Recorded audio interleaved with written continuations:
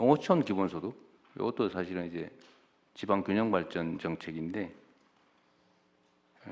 지금 인구들이 상당히 많이 늘어났다고 해요. 해당되는 데는. 근데 분석을 좀 해서 보고를 좀 해주면 좋겠어요. 예, 그렇게 하겠습니다.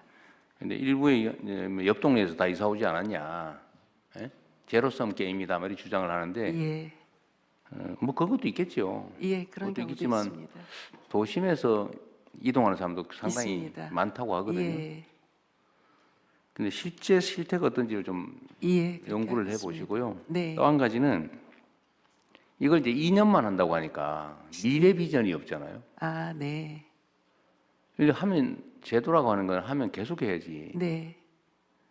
2년만 하면 2년 후에 어떻게 하냐. 시범 사업이라는 점을 강조하고 있고요. 그러니까요. 시범 사업 성과를 바탕으로 해서 본사업화한다라고 문제가 그렇게 없으면 계속 하는 거죠. 그렇습니다. 그리고 이제 이거는 조례를 만들든 예, 제도화해서 예. 계속 해야 미래 설계를 하지 않겠어요? 저희 법률 제정까지도 네, 검토하고 법률 제정해야 있습니다. 됩니다. 예, 잘하셨네요.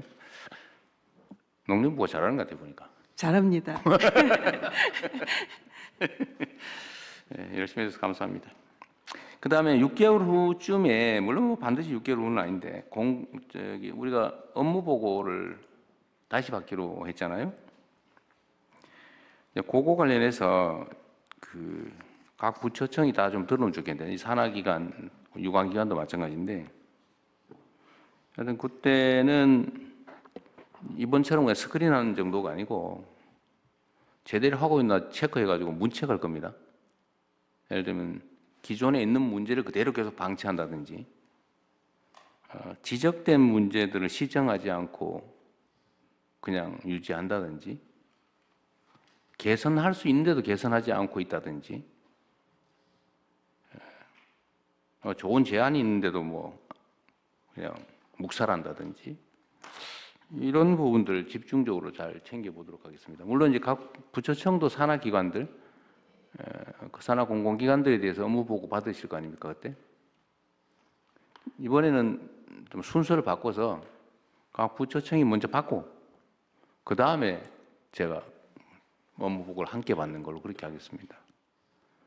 그러니까 미리 우리 각 장관님들이나 처장님들, 청장님들도 그런 방향성을 가지고 평소에 좀 관리를 하도록 하십시오. 그동안의 지적사항이나 시정을 어떻게 했는지도 좀 정리하고, 또 어떤 성과를 냈는지, 또 현재 계류된 주요 현안이 뭔지, 이렇게 좀 일목요연하게, 이제 뻔한 거는 좀 빼고, 좀 그렇게 보고 받으시고 또 보고하도록 준비해 주시기 바랍니다. 그리고 제가 보고받지 못한 나머지 공공기관들도 한번 보고하자고 했는데 지금 소식이 없으니까 그것도 챙겨 주시기 바랍니다. 뭐 하루 이틀 정도면 될 것 같은데. 그리고 공공기관 개혁 방안 있잖아요. 이거 누가 할 거라 그랬죠? 예, 기재부가 총괄하고 각 부처별로 그래요? 관리하고 이렇게 하도록 하겠습니다. 재경부가 총괄하고. 네. 이 공공기관 개혁 더하기 지방 이전 동시에. 공공기관들은 제가 장관님들 업무 보고 받는 걸 봤는데 몇 군데 아주 잘 들어가고 계신 것 같고요. 그런데 보니까 제가 지적을 한 후에도 여전히 그러고 있는 데가 있대요. 그죠? 어디라고 말은 안 하겠습니다만. 그거 좀 엄히 훈계해야 됩니다. 분명히 대통령이 지적을 했는데 장관이 다시 보고받을 때 똑같은 태도를 보이고 있는데 이런 데는 할 수 있는 제재를 좀 하도록 하십시오.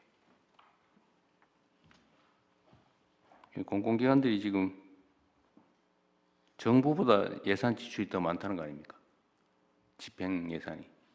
근데 그렇게 하면 안 되죠. 거기가 좀 빠릿빠릿하게 정신 차리고 잘 해야죠. 하여튼 공공기관 문제는 좀 관심을 갖고 계속 보겠습니다. 그 다음에 국정을 하는데 하여튼 국정의 주체는 국민이니까 국민들 의견을 최대한 많이 듣도록 노력하시기 바랍니다. 국정의 주체가 국민이고 또 국민을 위해서 하는 게 국정이기 때문에 최대한 직접 민주주의적 요소를 많이 반영해 주세요. 의견도 좀 많이 들으시고 면담도 많이 하고 하여튼 접촉을 많이 해야 됩니다. 제가 저번에 국무회의 우리 토론방에 댓글도 좀 읽어보라고 그랬잖아요, 그죠? 네, 그런 것도 읽어보세요. 그거 보면 좋은 아이디어 많습니다. 그 다음에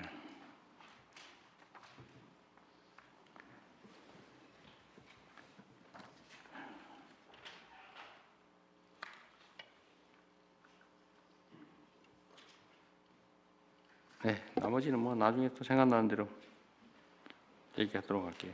그리고 행안부 장관님. 이거 경찰청장 오셨으니까. 예, 경찰청장 지금 저번에 이 그 댓글 조작, 여론 조작 업무방해 이거 예. 혹시 뭐 수사를 책임 기관을 만들어서 한다고 뭐 그랬던가요? 예, 사이버 수사 심의관을 TF 팀장으로 해서 하고 있어요? 예, 전담팀을 편성해서 지금 하고 있습니다. 네, 알겠습니다. 네, 나머지는 우리 총리께서 원복 진행하시죠. 이후 회의는 국무총리께서 진행해 주시겠습니다. 대통령님 아까 말씀하신 것 중에 하나만 조금 추가로 그 농어촌 기본소득 등 인구 증가 영향 분석 말씀을 주셨는데 그것도 그렇고 햇볕 연금이라든가 이런 부분 신안 등등도 제가 가서 보니까 는 데가 있는데 제가 현장에서 여쭤봤거든요. 어디서 어떤 분들이 왜 왔는지 물어봤냐. 근데 의외로 그런 조사를 안 했더라고요. 좀 의외였어요. 그래서 그거를 다 정체적으로 농림부 외에도 좀 행안부가 점검을 해보는 게 좋을 것 같아요. 예, 신안군은 저희가 조사를 하겠습니다. 저희 인구 감소 지역이고에서요. 이건 아마 각 지방 정부에서 다 하고는 있을 텐데 왜냐하면 이게 대상자인지 아닌지 하려면 실제 사는지 어디서 뭐 했는지를 조사는 할 테니까 네. 하면 나중에 통계적으로 분석해 보면 해당 지방 정부에서 확인해 보니까 안 하는 경우들이 있어서 안 하는데 좀 그렇죠? 안 했더라고요. 네. 네. 이후 순서는 그러면 제가 진행하겠습니다. 먼저 부처 보고가 있겠습니다. 대통령님 방중 방일 성과 및 후속 조치 계획 외교부 장관님께서 보고해 주시기 바랍니다. 대통령님께서는 국익 중심 실용 외교를 위한 올해 첫 일정으로 중국과 일본을 순차 방문하셨습니다. 국빈 방중에 이어 지난주 방일 셔틀 외교까지 이어진 연쇄 순방은 우리의 이웃 국가인 중국, 일본과의 관계를 안정적으로 발전시키고 우리의 국익과 민생을 지켜내고자 하는 여정이었습니다. 중일 간의 갈등이 지속되는 가운데 자칫 위축될 수 있었던 우리의 외교적 입지는 영상 개인 간의 정서적 유대와 전략적 공감대로 오히려 크게 확대되었습니다. 보다 거시적으로는 한반도 및 동북아의 평화 번영 그리고 한중일 관계 개선의 계기를 마련하였다는 측면에서도 이번 순방을 평가할 수 있을 것입니다. 구체 성과를 중국, 일본 순으로 말씀드리겠습니다. 방중 성과는 크게 4가지로 요약할 수 있습니다. 첫째, 근본 국빈 방중을 통해 한중 간 대등한 우호 관계를 발전시켜 나가기 위한 기반을 조성하였습니다. 한중 정상이 2개월 간격으로 상대국을 국빈 방문하고 새해 첫 국빈 정상외교 일정을 함께한 것은 전례가 없는 일이며 한중 관계가 그만큼 돈독해졌다는 것을 뜻하기도 합니다. 양 정상은 한중 관계 전면 복원에 걸맞게 매년 만남을 이어가자는 공감대를 형성하였고 외교, 안보 등 다양한 분야에서의 전략적 대화 채널을 복원하기로 하였습니다. 외교부 장관님, 이거 그렇게 하면 한창은 너무 많이 걸릴 것 같아요. 네, 줄이겠습니다. 요지만. 네. 둘째, 한중 간 수평적 호혜 협력에 기초한 민생 분야 실질 협력을 강화해 나가기로 하였습니다. 셋째, 한중 간 문화 콘텐츠 교류 복원 및 서해 문제에 대한 진전된 공감대도 형성할 수 있었습니다. 마지막으로 한반도 문제 관련 중국의 건설적 역할 수행 의지를 다시 확인하였으며 우리는 중국의 북핵 문제를 포함한 한반도 문제 해결을 위한 중재 역할도 당부했습니다. 다음 일본 방문 성과입니다. 3페이지입니다.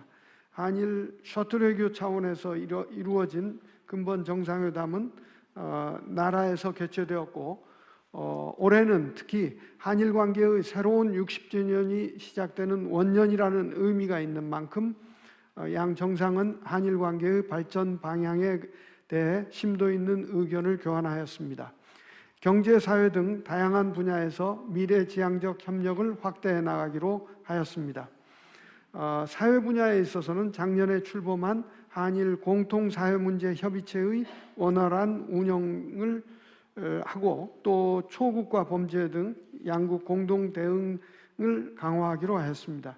과거사 문제에 있어서도 조세희 탄광 이슈 등 처음으로 과거사 문제에 대한 협력이 이루어졌다는 측면에서 의미가 있습니다. 다음은 후속 조치입니다. 방중 후속 조치 차원에서는 앞으로 매년 1회 이상 정상회담을 개최를 추진하겠습니다. 또한 한중 정상 간의 교류 흐름을 이어가면서 분야별 실질 협력 성과도 지속적으로 거행하겠습니다. 예를 들어 한중 간의 문화 콘텐츠 교류 복원 그리고 서해 문제의 진전된 이행을 추진하겠습니다. 한일 관계에 있어서는 정상 간 셔틀 외교를 지속해 나가면서 AI 등 경제 분야와 사회 분야 등 각 방면에서 협력을 심화해 나가겠습니다. 이상 보고입니다. 네. 이거 뭐 고생하셨고요. 외교부가 이번에 막 정상회담들이 너무 급박하게 너무 많이 사실 진행됐는데 그럼에도 불구하고 준비들을 아주 잘하셨던 것 같아요.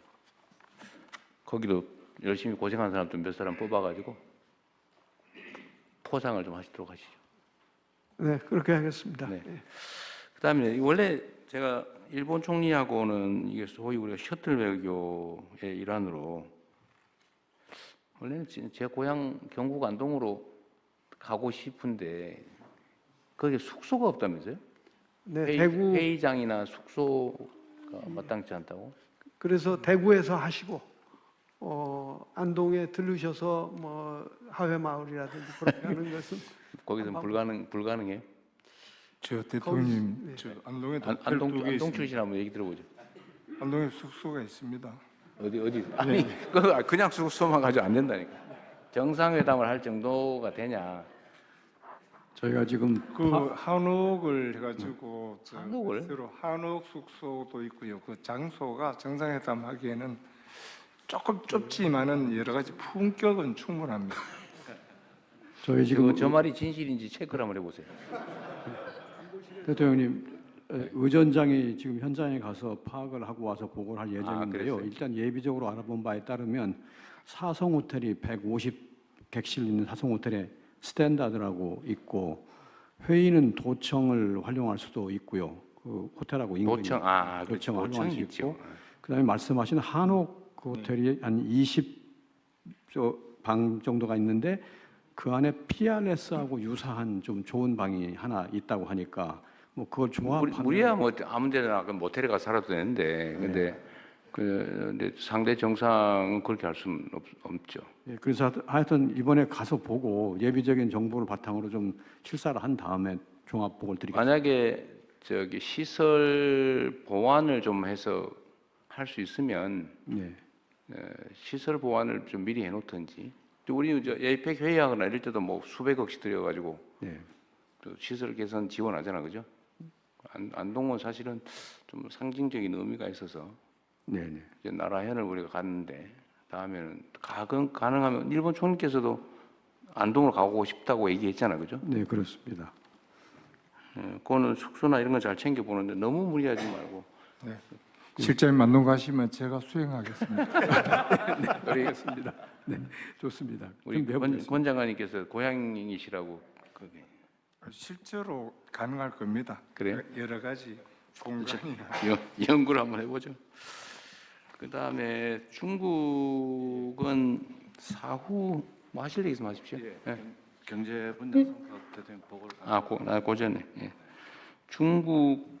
중국은 사실은 이제 문화 분야 교류 협력이 과연 얼마나 빨리 복구되느냐인데 네, 좀 진척은 좀 있어 보여요. 얼마 시간이 안 지나긴 했습니다. 네, 지금 뭐 보도상으로 보면 조금씩 뭐 징후가 나아지는 있다고 것 하는데. 같은데요. 1, 4분기에 장관급 회담을 다시 한번 하려고 아, 합니다. 일사분기. 네, 그럼 그때 좀 보기로 하죠. 예, 그 대통령께서 그 방중 경제 성과 및 후속 조치에 대해서 보고를 드리겠습니다. 대통령께서 9년 만에 국빈 방문을 통해서 한중 관계의 전면적 복원을 통해 미래지향적인 협력 관계 초석을 마련하셨습니다. 특히 저희들이 분석해 보니까 과거에는 제조업 위주였는데 좀 전에 대통령께서 말씀하신 바와 같이 소비재, 컨텐츠, 서비스 분야까지 이렇게 대폭 확대된 그런 성과가 있었습니다. 먼저 정부 간 MOU를 총 14건 저희들이 체결했습니다. 그 내용을 저희들이 분석해 보니까 2건은 상무협력 대화, 교통협력 대화를 신설했습니다. 그리고 산업협력 강화 한 건 6건이 있었는데 산업단지 협력, 그리고 위생검역 제도 개선, 지적재산 보호 등까지 확대된 그런 성과가 있었습니다. 신협력 분야로서는 디지털 과학기술 분야, 그리고 중소기업 이외의 벤처 스타트업 협력, 그리고 미세먼지 등 기후변화 순환경제의 새로운 협력 분야까지 개척하시는 그런 성과가 있었습니다. 민간 간의 경제협력 성과도 32건의 그 MOU 체결이 있었습니다. 저희들이 분석해 보니까요, 제조업이 3건, 소비재가 식품 등 15건입니다. 그리고 컨텐츠 분야도 게임 등 7건, 그리고 서비스업도 7건 등 비즈니스 창출 기회가 완전히 이제는 소비세 서비스업 분야로 넘어가고 있는 양상입니다. 그리고 기업들 행사를 통해서 24건의 4,400만 불의 수출 계약이 성사되었고요.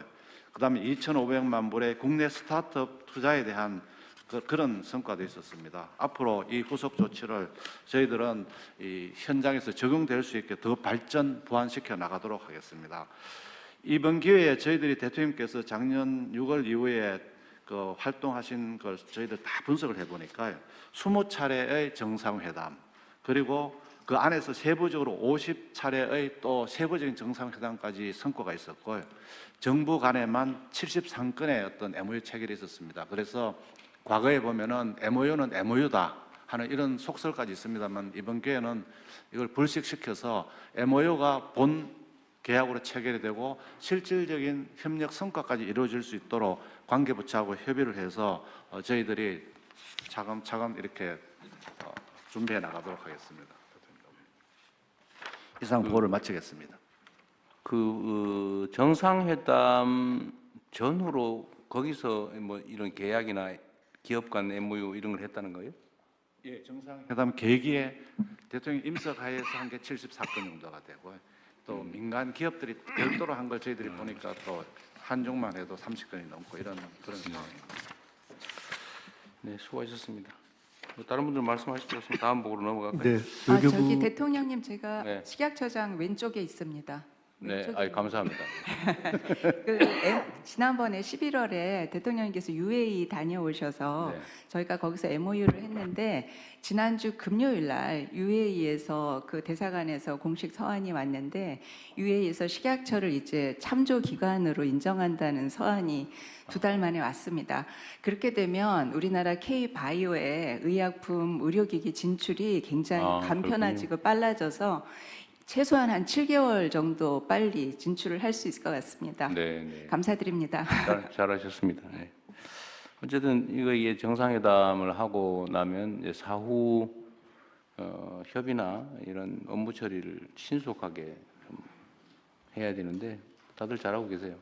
속도를 내야 됩니다. 어쨌든 제가 자주 말하지만 하여튼 이 공무 영역은 너무 느려.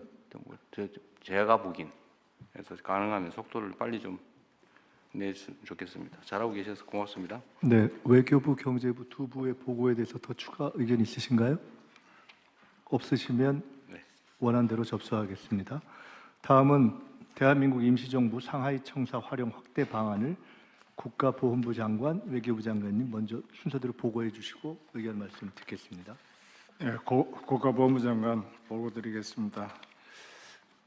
상해 임시정부 청사 활용 방안에 대해서는 이전까지는 상하이시나 항포구청은 자기들이 알아서 할 테니까 우리 국가보훈부나 총영사관에서는 관여 안 했으면 좋겠다 이런 입장이었답니다.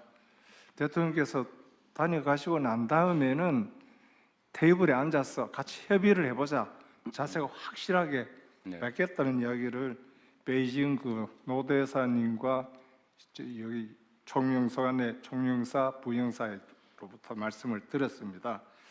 일단 상하이는 우리 국외 독립운동 사적지로 관리하는 지역이 한 31군데 있습니다. 이 중에 독립운동 사적지로서 상해 임시정부 청사가 가장 대표적입니다.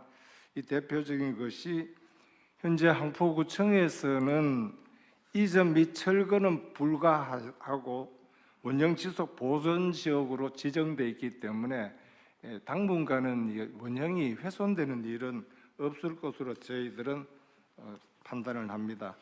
기념품점에 대해서 대통령께서 말씀하셨지만은 이거는 2015년까지 판매하다가 중국 당국에 의해서 판매 중단을 시킨 것입니다. 그다음에 구체적인 추진 방안은 현재 저희들이 인정청사 건물이 1호부터 12호까지 있는데 저희들은 3, 4, 5호를 쓰고 있습니다. 저희들 계획은 1, 2호까지 저희들이 활용을 해서 여기에 상설 전시관, 굿즈 판매점 이런 이거 것을 좀 올려보세요. 예, 여기 1, 2호실까지 저희들이 임차를 하든 사용을 해서 여기 굿즈 판매점 또 상설 전시관으로 활용을 했으면 하는 것이 저희들의 계획입니다. 그리고 대통령께서 말씀하셨던 그 리모델링 하게 되면은 체류형 체험 공간으로 좀 활용했으면 좋겠다고 말씀을 하셨는데 이 점에 대해서도 저희들이 구체적으로 검토를 하겠습니다. 추진 방식은 아까 말씀드렸듯이 이제까지는 중국 정부 상하이 당국에서는 자기들 일이니까 관여하지 말라는 입장에서 이제는 우리 예산 지원이라든가 우리 민간 기업이 와서 개발에 좀 참여해 줬으면 좋겠다는 뜻을 비친 바가 있습니다. 1993년도에는 우리 삼성이 임시정부 청사 복원 지원에 약 30만 달러 지원을 했었고요. 2004년에는 현대차 그룹이 청사 보존을 위해서 재개발을 유보하도록 하는데 노력을 한 바가 있습니다. 따라서 저희들은 이번에도 이 1, 2호실이라든가 이 저희들 계획을 구체적으로 실현하기 위해서는 국내 민간 기업 협조를 받을 예정입니다. 여기는 산업부라든가 중소기업 벤처부의 도움이 좀 필요한 그런 실정입니다. 그다음에 굿즈 판매점에 대해서는 아까 말씀드렸기 때문에 설명을 생략하도록 하겠습니다. 이 굿즈 제작은 또 문화체육관광부하고 저희들이 협조를 받아야 할 사항이기 때문에 이 점에 대해서도 추후 협조를 좀 부탁을 드리겠습니다. 대통령께서 언급하셨던 임정청사 연계 보훈관광 벨트는 현재 상해에 저희들이 사적지가 31곳이 있습니다.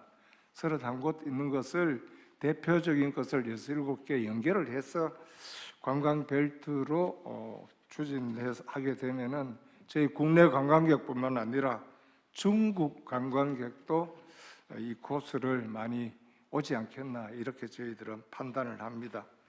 이는 마찬가지로 상하이에 있는 한국문화원, 그다음에 관광공사 상하이시사 등과 저희들이 협조하도록 그렇게 계획을 세우고 있습니다.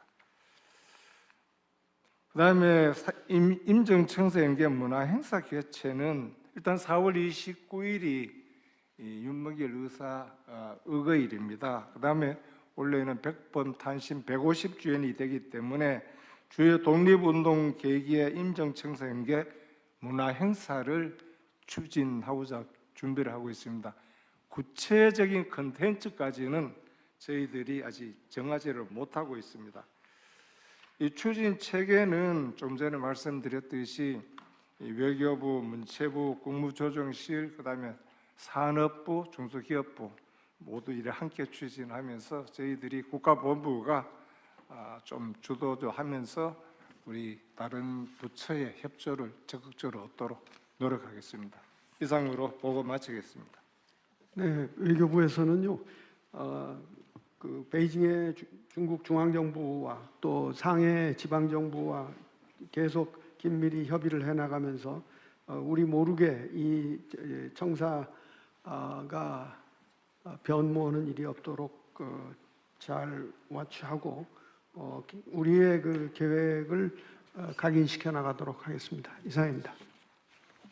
이거 사실 중국 정부가 이전에는 대한민국 그 항일 유적지에 대해서 사실 이렇게 뭐 막 공개하고 뭐 많이 드러나는 거 싫어했죠 옛날에는.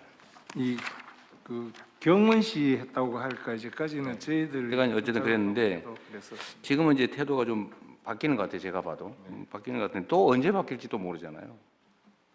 근데 이 임정청사나 이런 독립 운동 유적지는 우리 정부의 문화유산으로는 외국에 있긴 하지만 정말로 소중한 자산인데 이거 이런 식으로 그냥 저쪽에서 호의에만 기대는 건 좀 문제가 있어서 외교부에서 중국 정부하고 한국 정부 간에 일종의 보존 협약이라든지 일종의 뭐 양해라든지 최소한 이런 거라도 좀 해놔야 되지 않습니까? 지금 완전히 선의에 의존하고 있잖아요. 그거 한번 협의해 보시죠. 네, 그렇게 하겠습니다. 주요한데 몇 군데라도. 네. 뭐 다 할 수는 없겠고. 지금 중국의 항일 운동 유적지 전수 조사에도 이전에는 동의도 안 하고 그랬다는 거 아니에요? 네네. 지금은 어때요? 저희들 아직까지 구체적으로 그 3년 계획을 해가지고 전수 조사를 할 지금 계획. 몰래 하는 거예요? 아니면 중국 정부가 공식? 이제까지 중국 정부 특히 동북 삼성은 접근 자체를 불허했었습니다. 이제까지. 지금은 어때요? 지금 원래는 아직까지 그 관계로 출장을 가보지 않았기 어쨌든 때문에 그 문제도 아직 네, 파악을 그 못하고 문제도 굉장히 우호적으로 바뀌었다고 저희들은 판단합니다. 공식적으로 할 수 있게 제도를 만들고 지속성이 있도록 격을 좀 올리라는 거죠. 네. 그냥 선심 쓰는 정도로는 좀 그렇다. 대한민국 정부의 일종의 발상지 아닙니까? 자, 그거 잘 네. 챙겨주시고요. 다른 의견 없으시죠? 네. 네, 그러면 원안대로 접수하겠습니다. 다음은 재외공간 역할 재창조 이행 계획을 외교부 장관께서 보고해 주십시오. 그리고 잠깐만 이게 미안합니다. 하여튼 이게 정부 차원에서는 못하고 이제 현대자동차의 정몽구 회장이 좀 시설 그렇습니다. 개발하면 이제 원래 다 부서 없어지는 건데 예. 그걸 어쨌든 막아줬다는 거고 네. 삼성은 하여튼 시설 보완하는 거 도와줬다는 건데 하여튼 이거를 또 민간 기업에다 맡겨놓는 것도 문제고 정부 예산을 투입하는 것도 중국 정부 입장에서는 그렇게 좋아하지는 않을 것 같아요, 그죠? 그렇습니다. 사실은 부침이 좀 있었는데요. 어떤 경우에는 오히려 조용히 하는 것이 더 네. 효과적일 때도 있었고 그래서 중국 쪽하고 협의를 하고 네. 가능하면은 그걸 공식화하는 게 뒤돌릴 수 없는 방향으로 네. 뭘 만들어 보겠습니다. 그래서 한중 관계의 일종의 뭐 지표 같은 거기도 하니까 네. 중국에 있는 그 항일 독립운동 유적지 중에 이게 지금 우리한테 제일 네. 사실은 상징적이죠. 상해 중경에 하나 예. 또 있죠. 예. 그런데 거기도 한번 따로 또 챙겨보시고. 네, 그렇게 하겠습니다. 하여튼 이게 이 중요한 사실은 역사적 시설물인데 이거 너무 오랫동안 방치해놨던 것 같습니다. 네. 네. 국가유산청장입니다. 예. 국가유산청장입니다. 네네. 저희 국가유산청에서는 이 국외 문화재를 부동산을 우리 관리와 같이 하고 있습니다. 그래서 현재 워싱턴 D.C.에 있는 대한민국 그 공사관도 지금 청사에 사가지고 좀 관리하고 있습니다만은 현재 지금 상해 같은 경우도 저희들이 매입할 수는 없고 그렇지만은 안 판다고 그러던데. 네네. 그래서 저희들이 이제 그 국가적으로 이걸 해결해 주시면 저희들은 거기에서 이제 홍보 시설이라든가 유물을 전시한다거나 보존 처리 같은 걸 할 수 있다고 생각합니다. 그러니까 얘기를 그냥 막 마지못해 관리하듯이 하면 안 되고 그 동네 지역 경제에도 도움이 되는 방식으로 뭔가 좀 활발하게 네네. 관광객도 좀 많이 오고 뭔가 동네에 도움이 돼야지 동네 흉물이 되면 안 되잖아요. 알겠습니다. 네. 좀 연구를 좀 많이 해보십시오. 네, 그러면은 재공관 역할 재창조할 이행 계획을 보고 드리겠습니다. 글로벌 환경 변화에 대한 신속하고 효율적인 대응과 K 이니셔티브 확산 지원을 위해 해외에서의 팀 코리아 총력 체제 구축이 절실한 상황입니다. 이런 가운데 팀 코리아 체제의 구심점이자 K 이니셔티브 확산의 교두보로서 우리 정부를 대표하는 173개의 제휴공관 역할이 그 어느 때보다 중요합니다. 이에 부응하려면은 제휴공관의 운영 체제를 개편하고 역할을 창조하며 또 공공기관의 해외 지사 활동의 분절화를 극복하는 것이 기요합니다.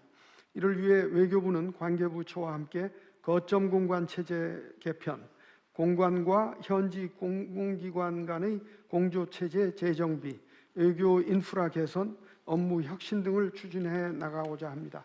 자료 1페이지부터입니다. 우선 거점 공관 체제로 재편은 제외 공관을 거점 공관 체제로 재편하고 공관 인력을 효율적으로 재배치하는 것입니다. 그리고 운영 방식을 과감히 혁신하겠습니다. 그 연장선상에서 부산 엑스포 때 약속을 했던 12개의 공관은 지금 상대국 관계의 관계를 고려해서 주 별도를 보고 드리겠습니다만 대폭 혁신하겠습니다. 다음 자료 2페이지입니다. 제휴공관과 현지 잠깐만요. 네. 뭐 장관님의 문제는 아니고 이 자료 있잖아요. 이거 누가 지금 틀고 있어요? 이 자료 좀 정성스럽게 하세요.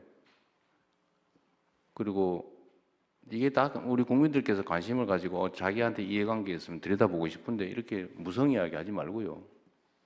카메라도 가끔씩 내용을 좀 찍어주세요. 좀 볼 수 있게. 그리고 앞으로 요 보고도 좀 여기 맞춰가지고 스크롤 통제하시는 분, 네, 잘 좀 볼 수 있게. 뒤에는 특히 이 내용이 구체적인 내용들이 들 있잖아요. 네. 그거는 이렇게 캡처해서 볼 수 있게 좀 잘 좀 찍어주기 바랍니다. 네. 네. 그러면은 공공기관과의 공조 체제를 재정비하는 것입니다. 자료 2페이지입니다. 현재 82개 공공기관에서 총 723개의 지사가 해외에 나가 있습니다. 이러한 공공기관의 지사들과 대사관과의 관계를 재정비하는 것입니다. 그 일환으로 재경부, 외교부, 산업통상부 등 관계부처 협의체를 구성해가지고 공공기관 해외 지사를 물리적으로, 기능적으로 일원화를 하는 것부터 시작해서 운영의 효율성과 이용의 편의성을 높이겠습니다. 우선 관계부처 합동으로 코트라 무역관 등의 여유공관이 존재하는 경우 6개 지역부터 해외 지사를 한 곳으로 모으는 K-마루 조성 사업을 추진하겠습니다. 나아가서 제외공관 통합청사 건립을 통해 일원화를 확대하고 일원화가 어려울 경우에는 상호 인근 지역으로 해외 지사를 모으는 방법도 추진하겠습니다. 무엇보다도 공관 주도하에서 모든 현지 진출 공공기관들이 참여하는 K 이니셔티브 협의체를 운영하여 팀 코리아 체제를 강화하겠습니다. 이를 위해서는 공관장 앞으로 보고 체계를 확립하고 또 외국 사례를 참고해서 이들 해외 지사에 대한 대사의 조정, 지휘, 감독 방안도 추진하고자 합니다. 참고로 영국과 프랑스 등은 대사들이 이런 권한을 가지고 있습니다. 다음 3페이지입니다. 외교 인프라 개선입니다. 신규 외교부 인력은 더 교육을 강화하고 AI 플랫폼을 구축하고 공관장 평가를 보완 개선하고 그리고 주재관 선발 및 관리 감독을 통해서 외교 인프라를 개선하는 내용입니다. 먼저 인력 교육입니다. 그동안 인사혁신처가 투명하고 공정한 절차를 거쳐서 우수한 외교관들을 선발해 왔습니다. 그러나 앞으로는 여기에 더해서 현장 실습과 토론형 수업 확대 그리고 국제법과 AI를 비롯한 새로운 강좌를 신설해서 그야말로 정의의 외교 인력으로 양성해 나가겠습니다. 또한 업무 효율성을 높이고 대국민 서비스 제고를 위해서 AI 플랫폼을 단계적으로 외교부 본부뿐이 아니라 제외 공간까지 전부 연계시켜서 만들겠습니다. 다음, 공관장 평가 제도를 보완 개선함으로써 해외에서 우리 정부를 대표하는 공관장이 그 개인 활동과 기여에 대한 평가를 내실화하도록 하겠습니다. 이를 위해서 평가 담당 대사를 신설해서 활용하겠습니다. 다음으로 외교 인프라 중요 요소의 하나인 주재관 선발과 지휘 감독 또 강화 문제입니다. 사실 주재관 문제에 관해서는 여러 국무위원님들 또 청장님들께서도 저에게 좀 주재관 자리를 하나 늘려야겠다 이런 말씀을 그동안 쭉 해오셨습니다. 사실 해외에 이러한 주재관 자리가 하나 늘면은 장관이나 또 기관장은 인기도 올라가고 조직 장악력이 더 좋습니다.